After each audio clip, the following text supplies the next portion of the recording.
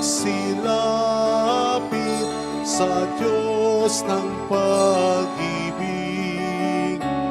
at sa Kanya ay sumamba sa Diyos nating Ama.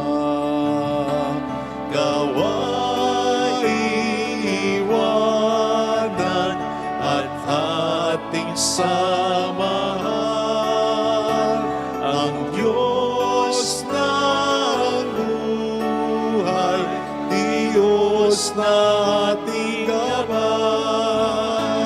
Halina't magsilapit sa Diyos ng pag-ibig at sa Kanya ay sumamba sa Diyos nating Ama. Sa ngalan ng Ama at ng Anak at ng Espiritu Santo. Amen. Sumainyo ang Panginoon At sumaiyo rin. upang tayo maging marapat sa banal na pagdiriwang na ito. Halina't magsisimuna para sa ating mga kasalanan at pagkukulang.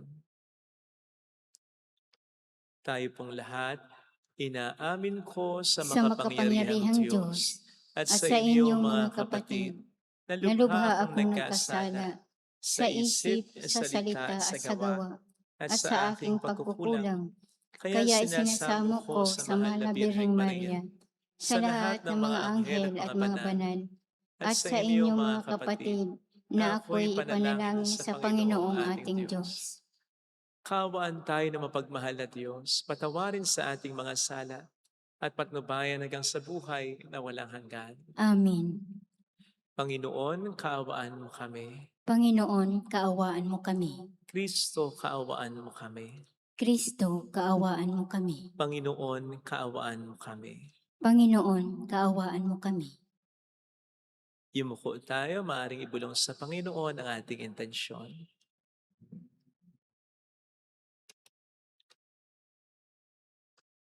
Manalangin tayo.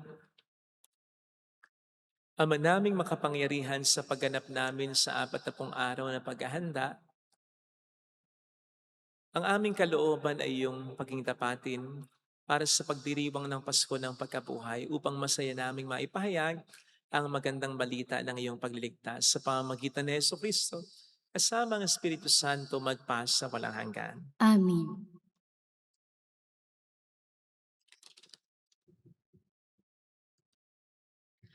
Ang salita ng Diyos mula sa aklat ni Propeta Jeremias. Ipinabatid sa akin ng Panginoon ang masamang balak laban sa akin ng mga kaaway ko. Ako'y parang maamong tupa dinadala sa patayan at hindi ko nalalamang may masamang balak pala sila sa akin. Wika nila, putulin natin ang puno habang malusog. Patayin natin siya nang wala nang makaalala pa sa kanya. At dumalangin si Jeremias, Panginoon, ikaw ay hukom na makatarungan. Nababatid mo ang isipan at damdamin ng bawat tao. Ikaw ang maghiganti sa mga taong ito. Ipinauubaya ko po sa inyo ang aking gawain. Ang salita ng Diyos. Salamat sa Diyos. Panginoon, aking Diyos, pag-asa ko sa iyo'y lubos. Panginoon, aking Diyos, pag-asa ko sa iyo lubos. Panginoon, aking Diyos, sa iyo ko natagpuan, yaong aking minimithi at hangad na kaligtasan. Iligtas mo sana ako sa pag-usig ng kaaway. Tinutugis nila ako, hindi sila naglulubay. Kapag ako ay inabot, sila'y leyon ang katulad. Tatangayin nila ako, sa malayo itatakas. At kung ito ang mangyari, pihong walang maliligtas. Dudurugin nila ako, luluraying walang habag. Panginoon, aking Diyos, pag-asa ko sa iyo'y lubos. Humatol ka sa panig ko, yamang ako'y di masama. Pigilin ang di matuwid sa kanila mga gawa. Yaon namang mabubuti ay bigyan ng gantimpala. Yamang ikaw, Panginoon, ay ang Diyos na dakila at sa iyo ay diligid ang laman ng puso't diwa. Panginoon aking Diyos, pag-asa ko sa iyo'y lubos. Ikaw rin po, Panginoon, ang sa akin nag-iingat. Ang lahat ng masunurin sa iyo ay nagliligtas. Ikaw ang Diyos na matuwid, isang hukom na matapat, laging handang magparusa sa sinumang gawa't linsad. Panginoon aking Diyos, pag-asa ko sa iyo'y lubos.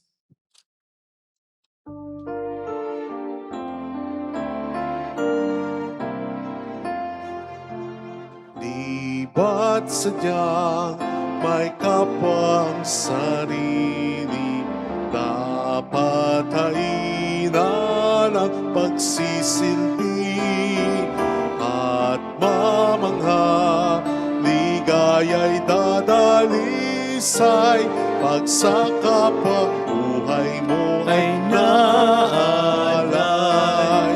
Bawat kaling gamitin sa paglingap, laging damhin kung may naghihirap.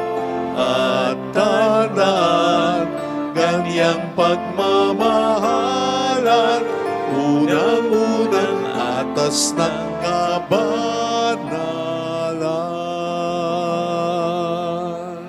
Sumainyo ang Panginoon. At sumaiyo rin. Ang mabuting balita ng Panginoon ayon kay San Juan. Papuri sa iyo, Panginoon. Noong panahong yon, marami sa mga nakarinig kay Jesus ang nagsabi, "Tunay ngang ito ang propetang hinihintay natin. Ito nga ang Mesiyas," sabi ng iba. Ngunit sumagot naman ang iba pa, "Maari bang magbula sa Galilea ang Mesiyas? Hindi ba sinabi ng kasulatan na magmumula ang Mesiyas sa lipi ni David at sa Bethlehem na bayan ni David ipanganganak?" Magkakaiba ang palagay ng mga tao tungkol sa kanya. Ibig ng ilan na dakpin siya, ngunit wala namang nangahas humuli sa kanya. Ang mga kawal na bantay sa templo ay nagbalik sa mga punong saserdote at mga pariseyo. "Bakit hindi siya dinala rito?" tanong nila sa mga bantay. Sumagot sila, "Wala pa pong nagsalita ng gaya niya. Kayo man ba'y nalin lang din?" Tanong ng mga pariseyo. "Mayroon bang pinuno o pariseyong naniniwala sa kanya?" "Wala. Mga tao lamang na walang nalalaman sa kautusan ang naniniwala sa kanya, mga sinumpa."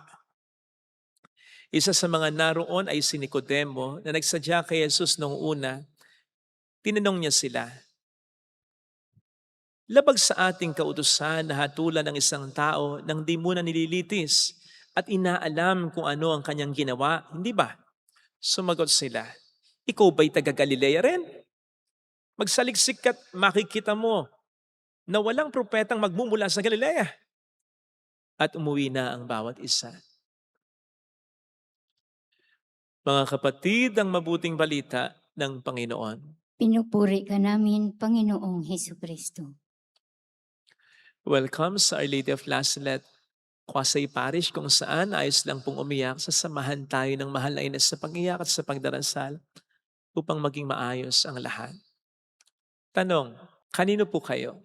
Sa Diyos o sa tao? Sa maraming tao, kanino po kayo? Sa Diyos? Di nga. Let's see. Minsan sa pangangaral ng ating Panginoong Hesus ay sinabi niyang maliwanag na hindi siya naparito upang magbigay ng kapayapaan. Naparito siya niya kundi magbigay ng pagkakabahabahagi. Division. At yun ang nakita natin na nangyari sa mga tauhan sa Ebanghelyo ngayon. Ang sabi nga sa English version, "And division occurred in the crowd because of him." Magkakaiba-iba sila ng palagay tungkol sa kanya. At sa gitna nga po ng pagkakaiba-iba ng palagay na ito, may mga pumanig kay Kristo kahit papaano lang. Pero konti lang sila. Mas maraming di hamak yung kontra talaga. Kaya nga, yung mga pumanig na ito kay Kristo kahit papaano lang, nako, na-overpower, na-overwhelmed, kinut siya ng karamihan. Ang una dito ay yung mga kawal na hindi humuli kay Kristo. Sapagkat ang sabi nila, wala pang nagsalita ng gaya niya. Ano ngayon ang tinanong sa kanila? Kayo ba'y nalin lang din? And then came the sweeping and belittling statement. Mga tao lamang na walang kinalaman sa kautusan na maniniwala sa kanya. Mga sinumpa. Diba? Ang ikalawa dito ay si Nicodemo na tinanong ng mga scribe at Pariseo, ikaw ba'y taga-Galilea rin? In other words, low class ka ba? Ikaw ba nag-aral? Bobo ka ba? Kasi mababa ang tingin nila sa mga taga-Galilea. Now, tanong uli, are we willing to take these insults and even more than this for Jesus? Kaya ba nating piliin siya sa kabila ng mga pangiinsultong ito at maging higit pa dito? Kaya ba nating manindigan para sa Kanya? Hindi ko po alam, pero sana napanood na po ninyo yung movie na Hacksaw Ridge. Yan. Ito po ay base sa true-to-life story ni Desmond Doss, isang Seventh-day Adventist na nag-enlist sa military ng Amerika noong World War II as a combat medic. But then he refused to carry a weapon on religious grounds. Basta sabi niya, tutulong siyang makapagligtas. Pero, hindi sa paraan ng armas o marahas. Because of that, frequently, siya ay na-ostracized ng kanyang mga fellow soldiers to the point of experiencing being court-martialed. But then, he continued to stand for what he believed was right until na-deploy sila sa Okinawa, Japan, kung saan na-overwhelmed ng mga Japanese silang mga Americans. Now, while many Americans retreated, Desmond Doss stayed and he saved his fellow soldiers. Pakita uli natin. By carrying them one by one to the edge of the cliff and then lowering them slowly for safety. Tapos, babalik siya uli, constantly praying, "Oh God, help me to save one more, to save one more." Isa pa, tulungan mo kung makapagligtas ng isa pa. Alam ba ninyo nakapagligtas siya ng 75 na soldiers? Yes, without firing a shot. Nang hindi siya gumagamit, nagpapaputok kahit isang beses ng armas. Tinamaan din siya ng sharpnel na mga granada, nabaril din siya. But he survived. Kaya naranasan niyang purihin siya, pasalamatan siya ng kanyang mga kasamahan, pati na ng pagkakamit ng Medal of Honor from President Truman. You see, mga kapatid, mahirap naman talagang manindigan sa kung ano ang tama, sa kung ano ang totoo. Mahirap naman talagang manindigan para sa ating Panginoong Hesukristo. Yung sabihin mo na siya lamang talaga ang daan tungo sa kaligtasan, siya lang, tanging siya lang. Yung panindigan mo yan, yung sabihin mong mali naman talaga ang diborsyo, yung sabihin mong hindi talaga ayos, yung pagsasama ng mga hindi kasal o at hindi rin pwedeng makasal, kahit pa nagmamahalan yan, yung sabihin mo na mali naman talaga na magdamit at kumilos ng hindi maayos o bastos, yung sabihin mo na hindi naman talaga dapat iniidolo ang mga bastos at mapagmura kahit pa sabihin nilang nagbibiro sila, ay siguradong makakarinig ka, makakatanggap ka ng mga masasakit na salita mula sa mga taong feeling marunong at feeling tama. Gayong hindi naman founded sa salita ng Diyos ang kanilang mga kinukuda. Kapakahirap. Yun pa kayang magdasal ka bago at matapos kumain sa lugar ng maraming tao?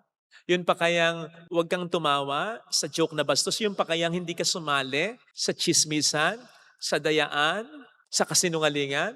Abay, mahirap yung mga yan. At some point, we will really feel alone. Kasi walang dadamay sa iyo eh. Ayaw naman din nilang mainsulto ng maraming tao eh. Kaya nga, mahirap i-sustain yung paninindigan para kay Kristo eh. Tingnan po ninyo.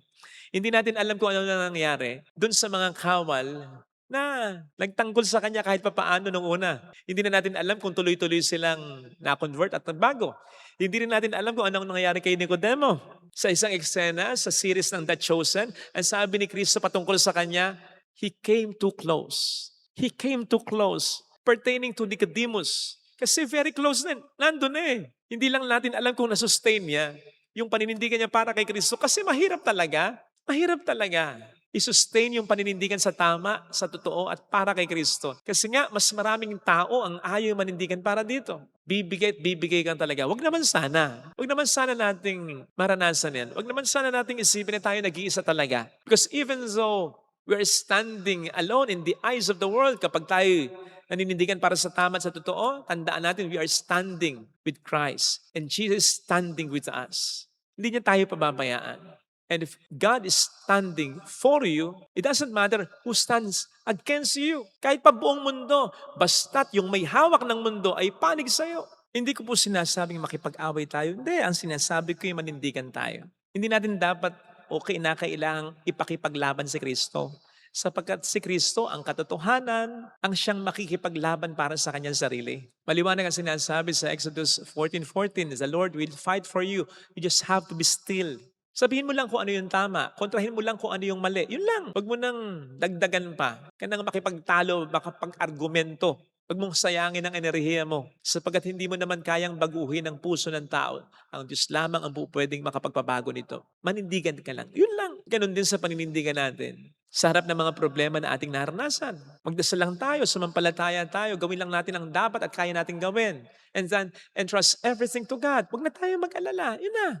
Maliwanag naman ang sinasabi ng ating Panginoon sa Lucas 12:8. Sino mang kumilala sa akin sa harapan ng mga tao, ay kikilalanin ko rin sa harapan ng aking Ama sa langit. Which I believe ay hindi lamang sa langit. Kahit dito. Sapagkat nandito sa mundo ang totoong laban. Hindi pababayaan ng Diyos na tumayo o manindigang mag-isa ang mga taong nagtitiwala at lumuluhod sa Kanya. Ito sana ang hiling nating biyaya sa ating banal na misa para huwag tayong matakot na manindigan para sa Kanya. Amen. Lagay natin ang ating kanang kamay sa tapat ng ating puso.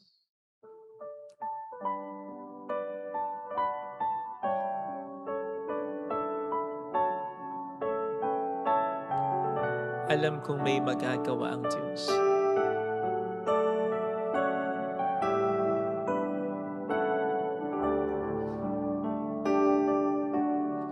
Alam kong may magagawa ang Diyos. Alam kong may magagawa ang Diyos. Alam kong may magagawa Walang imposible sa Kanya.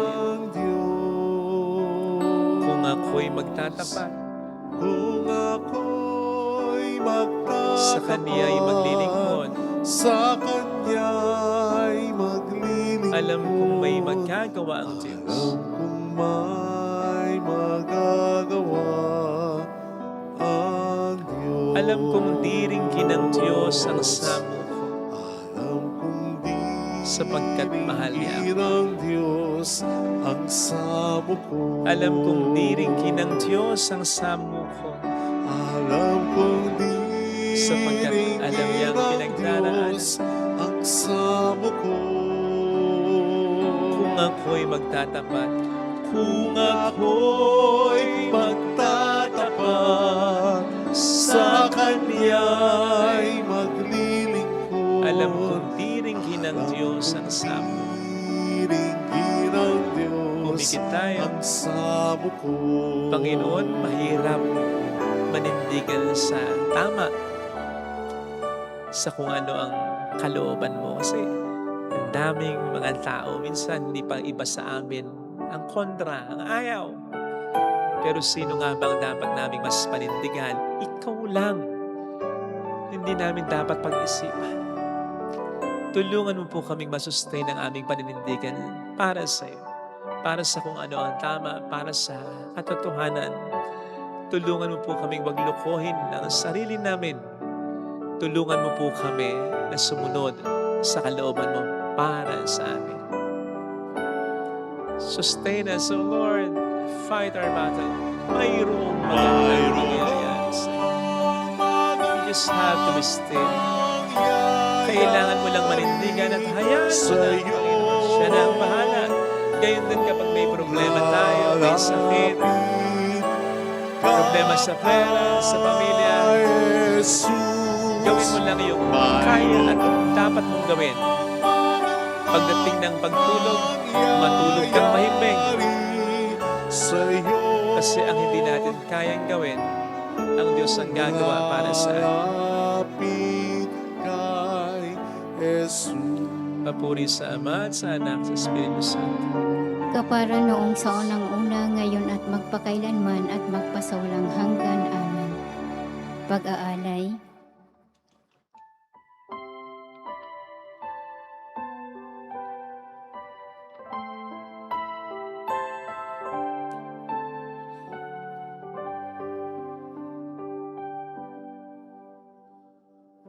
Aming hatid sa harap ng altar, mga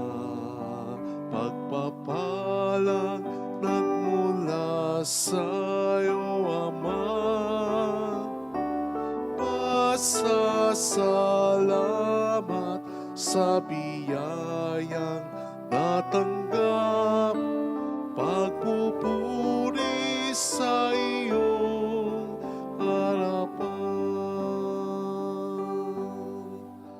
Tanggapin ang aming alay,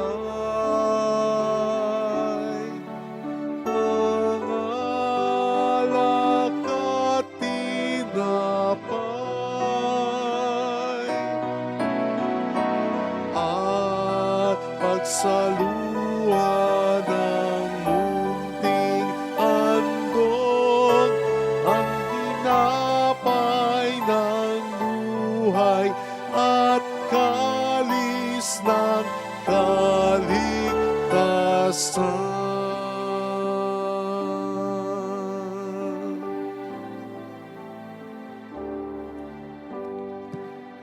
Manalangin tayo, pang ating handog ay maging kalugod-lugod sa Diyos samang makapangyarihan.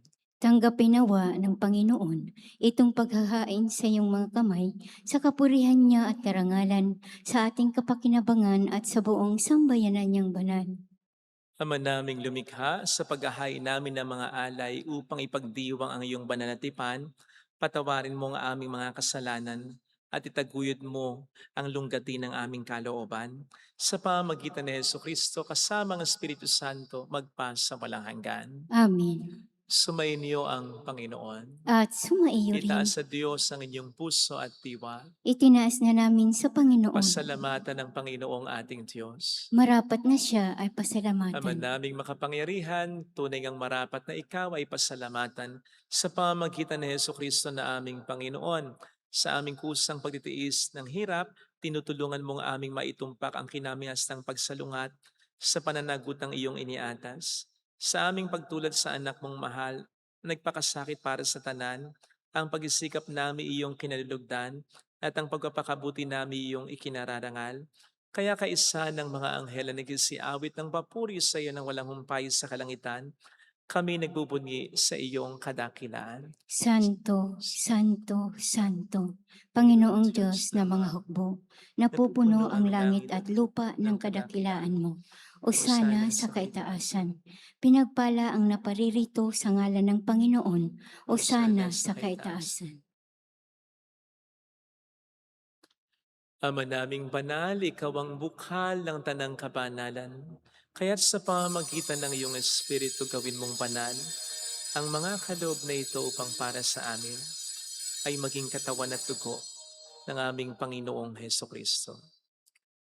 Bago niya pinagtiis ang kusang loob na maging handog, ginawakan niya ang tinapay, pinasalamatan ka niya, pinagati-hati niya iyon, niabot sa kaniyang mga alagad at sinabi, tanggapin ninyong lahat ito at kanin. Ito ang aking katawan na ihahandog para sa inyo.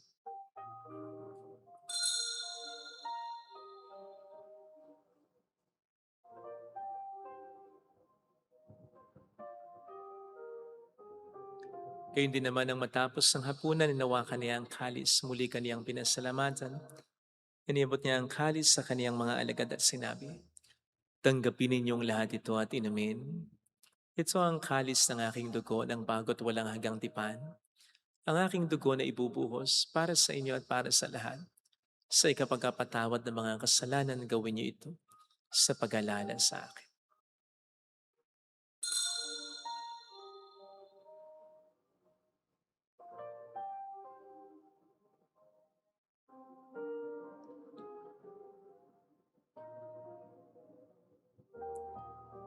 Ang misteryo ng ating pananampalataya. Si Kristo'y namatay, si Kristo'y nabuhay, si Kristo'y babalik sa wakas ng panahon. Ama, ginagawa namin ngayon ang pag-alaala sa pagkamatay at muling pagkabuhay ng iyong anak. Kaya inialay namin sa iyo ang tinapay ng buhay at ang kalis ng kaligtasan. Kami nagpapasalamat dahil kami iyong minarapat na tumayo sa harap mo para maglingkod sa iyo. Sinasamo namin kami na magsasalo sa katawan at dugo ni Kristo ay mabuklod sa pagkakaisa sa pamamagitan ng Espiritu Santo. Ama, lingapin mo ang iyong simbahang laganap sa buong daigdig. Puspusin mo kami sa pag-ibig kay San Leon na aming Papa ni Janice na aming Obispo at ang Tanang Kaparian. Alalahanin mo mga kapatid naming nahimlay na may pag-asang sila'y muling mabubuhay, lalo ng aming mga kakilala, mga mahal sa buhay. Kaawaan mo sila at patuloyin sa iyong kaliwanagan. Kaawaan mo at pagintapatin kaming lahat na makasalo sa iyong buhay na walang wakas, kaysa ang mahal na birhen ng Lasalet ang ina ng Diyos. Isanusay ang kabiyak ng kanyang puso lahat ng mga banal na namuhay dito sa daigdig ng kalugod-lugod sa iyo, may pagdiwang nawa namin ang pagupuri sa ikararangal mo sa pamamagitan ng iyong anak na aming Panginoong Hesukristo. Sa pamamagitan ni Kristo, kasama niya at sa Kanya, ang lahat ng parangal, papuri ay sa iyo, Diyos amang makapangyarihan, kasama ang Espiritu Santo, magpasawalang hanggan.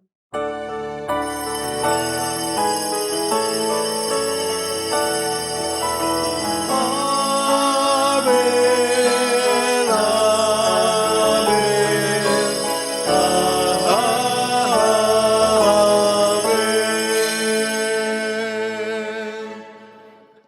Tumawag tayo sa Ama.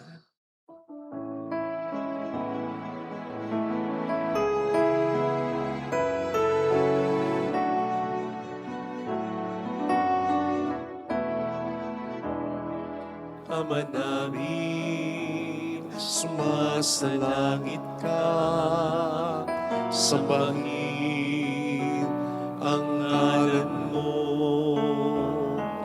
mapasa amin ang kaharian mo, sundin ang loob mo dito sa lupa para nang sa langit. Bigyan mo kami ngayon ng aming kakanin sa araw-araw,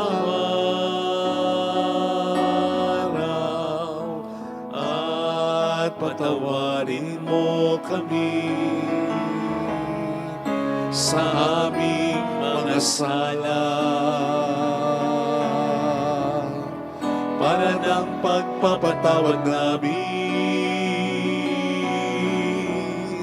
sa nagkakasala sa amin.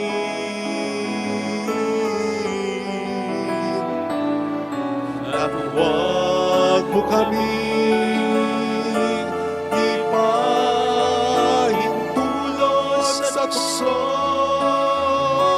at iadya mo kami sa lahat ng masama.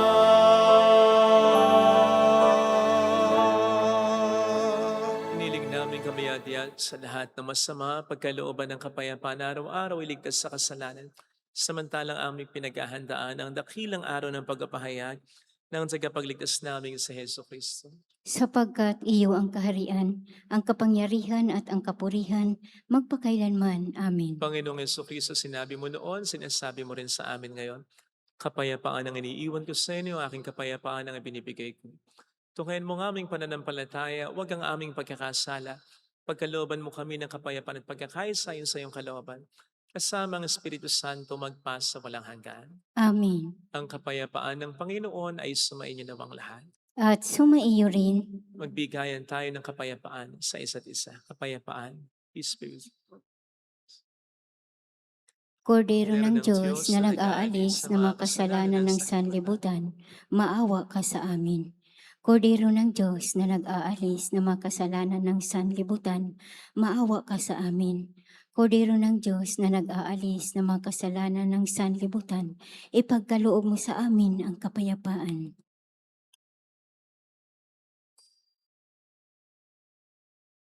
Narito sa harap natin ng Panginoon ang ating buhay at kaligtasan. Mapalad tayong inaanaya. Panginoon, hindi ako karapat-dapat na magpatuloy sa iyo, ngunit sa isang salita mo lamang ay gagaling na ako.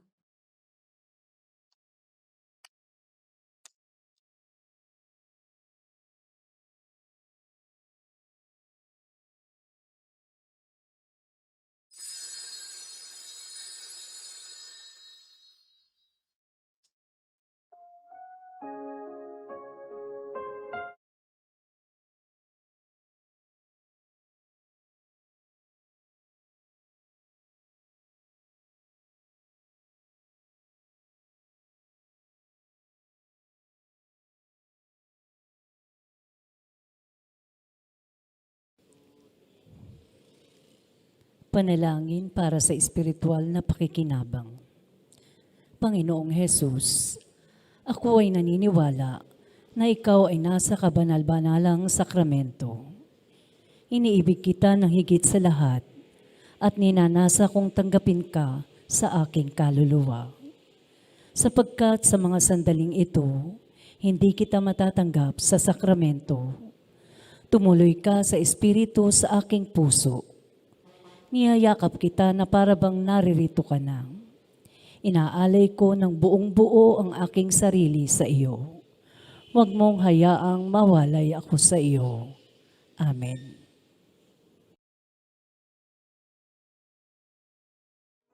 Siyang ating patnubay, siyang ating gabay, siya sa ating nagbigay buhay.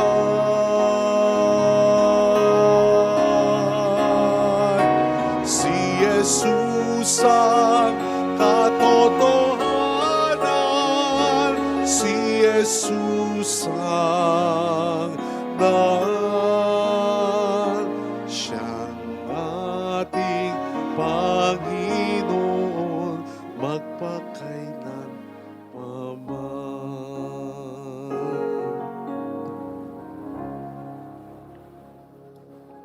Manalangin tayo.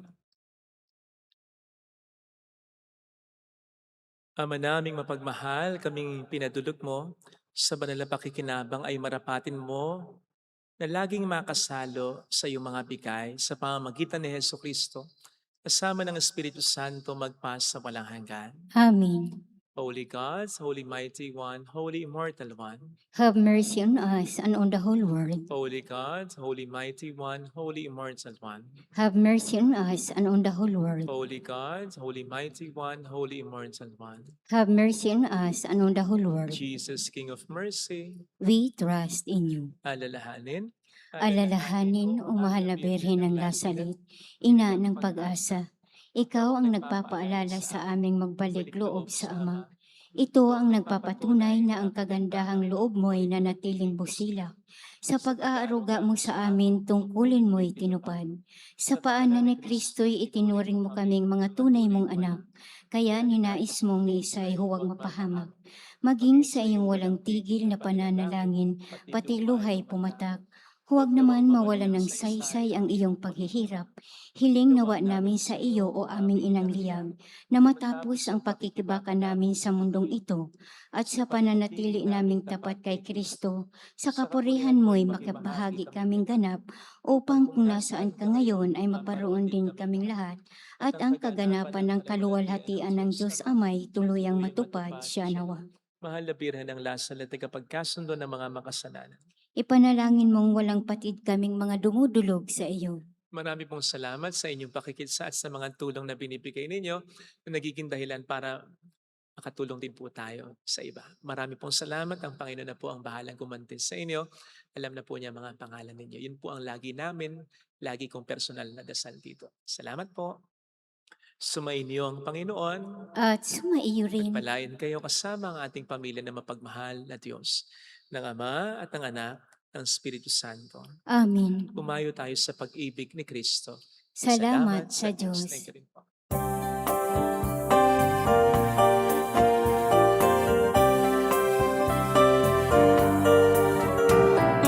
Aming iniaalay ang pag-ibig na walang kapantay. Okay, sarap na buhay kung may nagmamahal, pagmamahal na tunay at laging tanisay. Ang Birhen kong umibig ay walang sintamis, pagsintang sa dalinis sa iyo hanggang langit.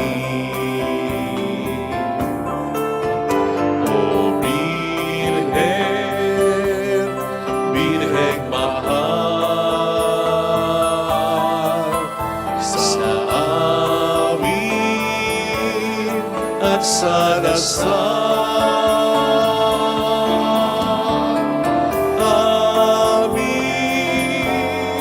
iniaalay ang pag-ibig na walang